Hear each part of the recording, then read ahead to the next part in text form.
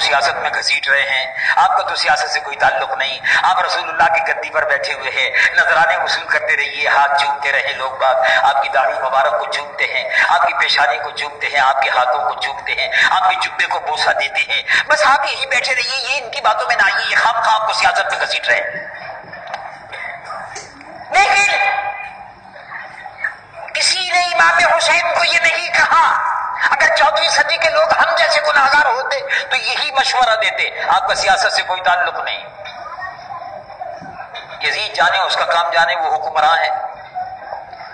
لیکن امام حسین کو کسی نے ایسا نہیں کہا. تو امام حسین نے کیا کہا, اچھا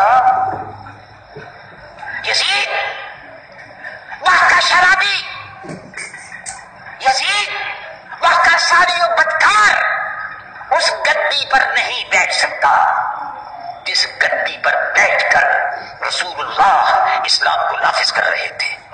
اسلام کو بگاڑنے کی اجازت نہیں دیں گے ہم. اور امام حسین نے مدینہ چھوڑ کر کربلا کے میدان کو اپنے خون سے سجا دیا. بولو یہ سیاست تھی یا نہیں تھی؟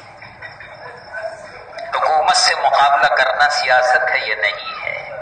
امام حسین نے حزب اختلاف کا کردار ادا کیا. پھر کس منہ سے لوگ کہتے ہیں کہ ہمارا سیاست سے کوئی تعلق نہیں ہے؟ اگر کوئی آدمی یہ کہتا ہے میرا سیاست سے کوئی تعلق نہیں ہے تو اس کا مطلب یہ ہے کہ اس کا امام حسین سے بھی کوئی تعلق نہیں ہے. امام حسین رضی اللہ عنہ وارضاہ نے شرابی, بدکار, ناشرے گانے والوں کے خلاف اعلان جہاد کیا. کربلا کے میدان میں خون کا نذرانہ پیش کیا. اسلام کو قیامت تک کے لیے ظالم اور جابر حکمرانوں کا درباری بننے سے بچا لیا. یہ تھا امام حسین کا کردار. آج بھی وہی وقت ہے, ملتا جلتا وقت ہے.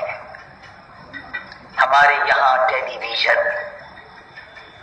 ہمارے یہاں پاکستان کا ٹیلی ویژن, اس کو دیکھو. یہ ٹیلی ویژن معلوم ہوتا ہے کہ دنیا بھر کی کنجریاں لا کر وہاں بٹھا دی گئی. پاکستان کا ٹیلی ویژن یہ بے حیا قوم کا ٹیلی ویژن ہے.